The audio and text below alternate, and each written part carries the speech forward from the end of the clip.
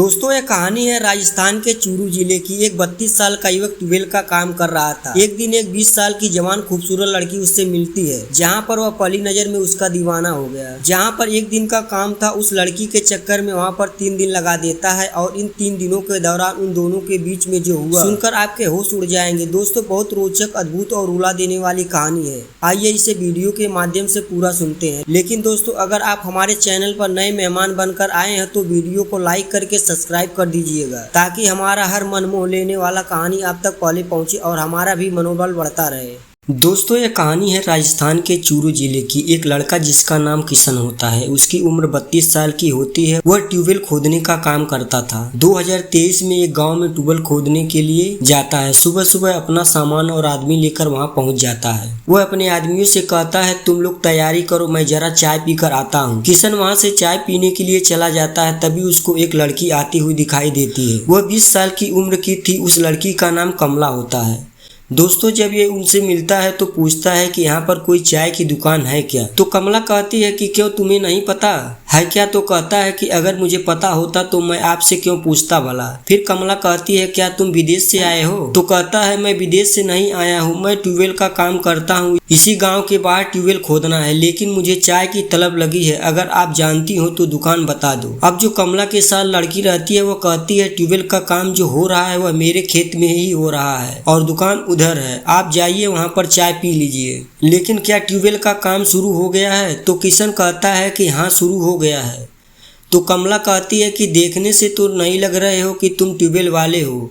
तो किशन कहता है, क्यों नहीं लग रहा हूँ? तो कमला कहती है, कोई कबाड़ वाला लग रहे हो। उसके बाद दोनों जोरदार ठहाके मारकर हंस देती है। दोनों 20 साल की उम्र की होती हैं, एक ही साथ रहती हैं और ऐसे ही किसी से भी मजाक कर लिया करती थी। किशन चाय पीने चला जाता है, लेकिन चाय पीने के दौरान वो सिर्फ कमला के बारे में ही सोच रहा था। उसका चेहरा उसके दिमाग से उतर ही नहीं रहा था। वो तुरंत चाय पीता है और फिर यह सोचकर वहाँ पर चला जाता है कि क्या पता लड़कियां वहीं ट्यूबवेल पर गई हूँ। जब वहाँ पर जाता है तो देखता है सच्ची में कमला और उसकी फ्रेंड वहीं पर थी। हैरानी की बात तब होती है जब कमला उसे देखकर मुस्कुरा देती है। उसके बाद पूछ लेती है कि दुकान मिली थी? तो बोला मिली थी, लेकिन चाय अच्छी नहीं थी। दोस्तों जब ट्यूबवेल का काम हो रहा था तो कई लोग देखने चले आते हैं। उसके बाद दोनों लड़कियों वहां से चली जाती है। 1 घंटे बाद एक लड़की के ही खेत में और एक ट्यूबवेल गड़ रहा था। वो चाय लेकर आती है और कमला भी उसके साथ आती है।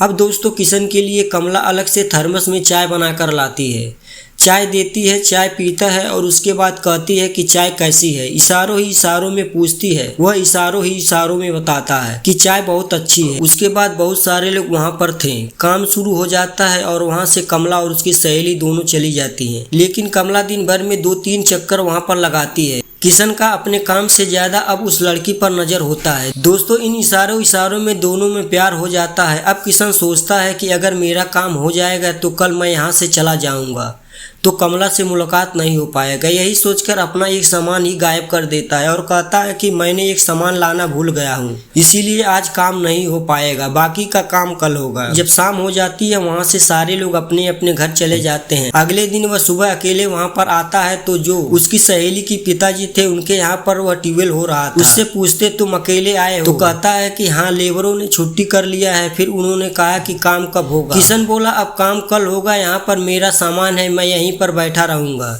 तो किशन वहां पर बैठ गया। इस इंतजार में उसे पूरी उम्मीद थी कि कमला जरूर आएगी। और कुछ ही देर बाद कमला और उसकी सहेलियां दोनों वहां पर आ भी जाती हैं। आते ही कमला किशन से पूछती है कि तुम तो कह रहे थे काम कल हो जाएगा, अब क्या हुआ? अब किशन ने सोचा कि अब दिल की बात करने का अच्छा समय है। भले ही अपनी सहेली के साथ है, लेकिन यह मुझे चाहने लगी है। किशन बोलता है कि अगर मैं कल कर देता तो आज तुमसे मुलाकात कैसे करता? तभी कमला मुस्कुरा देती है। किशन कहता है, तुमसे प्यार करने लगा हूँ। दोस्तों जब कमला यह बात सुनती है तो कहती है, बड़े चालू हो कबाड़ी वाले, अगर मुझसे प्यार करते हो तो अपना नंबर दे दो, मैं तुमसे बात करूंगी। दोस्तों दोनों वहां पर हंसते खिलखिलाते हुए उसका नंबर ले लेती हैं। उसके बाद फिर और 2 लोग आ जाते हैं तो वहां से वो चली जाती है। घर पर जाने के बाद कमला उसे फोन लगा देती है और कहती है कि मेरे लिए तुम अपना नुकसान क्यों कर रहे हो? किशन कहता है, क्या इसमें मेरा नुकसान है? तो कहती है, मेरी सहेली के पापा कह रहे थे कि तुम चाहे जितना समय चाहते हो लगाओ, वो पैसा तो तुम्हें उतना ही देंगे जितना तुमने उनसे तय कर रखा है। तो किशन कहता है, कोई बात नहीं, बाकी का मैं तुमसे ले लूंगा।